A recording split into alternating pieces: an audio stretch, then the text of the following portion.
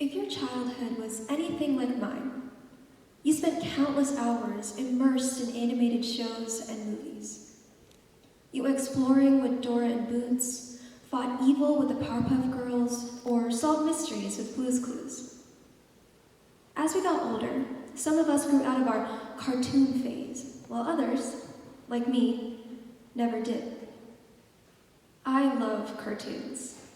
I'm an avid watcher of animated shows and movies because there's always something so inherently comforting amidst the colorful frames and unique characters. But as I transitioned from a child to a young adult, cartoons began meaning more to me than just an outlet for entertainment. These characters became my mentors, and I slowly began to apply the lessons I learned to my own life. I want you to stop and think about a few fictional characters that you really look up to or admire. What makes you admire them so much? Is it their perseverance, their attitude, their stellar sense of humor?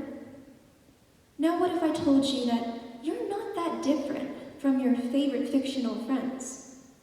Well, they might be living in mystical worlds and possessing magical superpowers. That's not quite what I'm talking about. What I mean is, each of these characters has a story. Throughout the course of the show, book, or movie, they grow and develop, making and learning from mistakes along the way.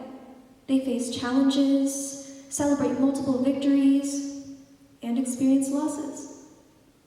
What makes these characters so admirable to you is the way that they narrated their own story, changed and grew along the way, just like you. I believe that you are the main character of your own story. Why? Because you're taking risks, overcoming obstacles, and you believe enough in this story to keep going. Now, one of my favorite characters is Ralph from the Disney movie Wreck-It Ralph. If you don't know the story too well, Ralph is not perfect. He's clumsy, hulky, and has a serious temper problem. In fact, others see Ralph as a villain, even if he isn't trying to be. So, in order to fix his own reputation, Ralph creates a goal: to win a gold medal. Now, Ralph always lived his life in the shadow of his seemingly perfect coworker, Fix-It Felix. Now, Felix's job painted him as the good guy, while Ralph's, which was essentially to destroy things, painted him as the villain.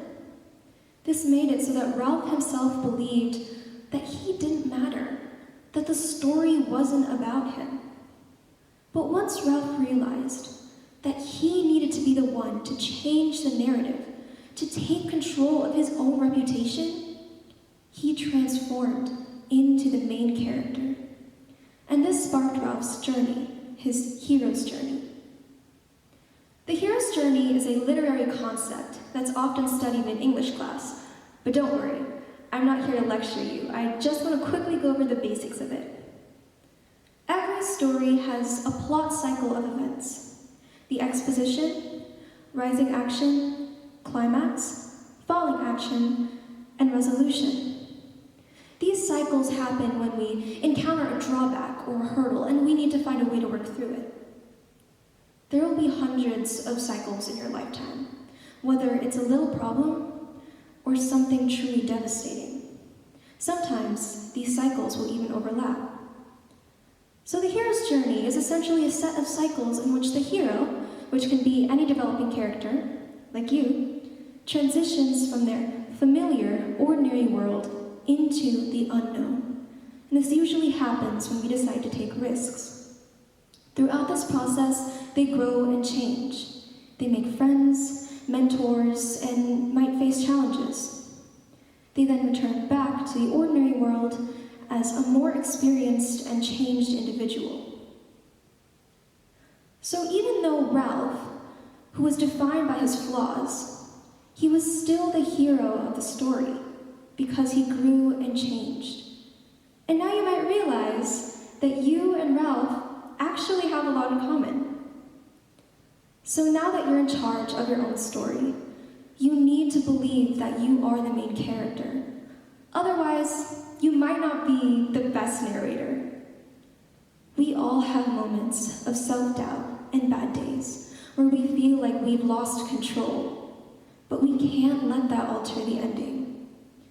Remember that every difficult moment you face in your lifetime is just another climax in your hero's journey.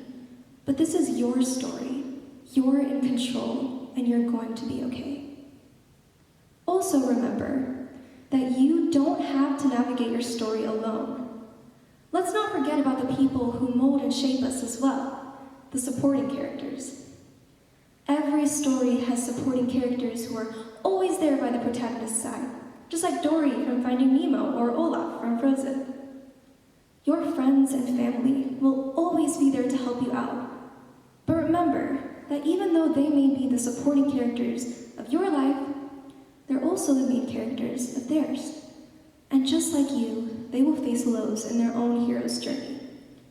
And this is when we need to switch gears for a while and be that support. So, we must be the main character and the supporting character at the same time? That sounds like a lot. But the key to helping yourself and other people is vulnerability. In society, being vulnerable is often seen as a bad thing. It's labeled as a sign of weakness. But I think that the opposite is true. There's such a profound strength in being vulnerable. It means letting others see your authentic self. It means being human. It means letting other people know that our flaws don't define who we are. And being vulnerable can help other people around you feel comfortable enough to open up as well. Remember that your story is a tale of love, support, and trust. Of a hero who slowly learns not to let their imperfections define them and to narrate their story with confidence. So be vulnerable. Let yourself experience the world as the main character. Learn from your mistakes, and just like Ralph, embrace your flaws. And when others need your support, don't be afraid to open up and offer a helping hand. We need to work together to be vulnerable. So keep moving through your story, your hero's journey. Keep learning and growing as you face the ups and downs of your own plot cycle of events. You decide how your story continues.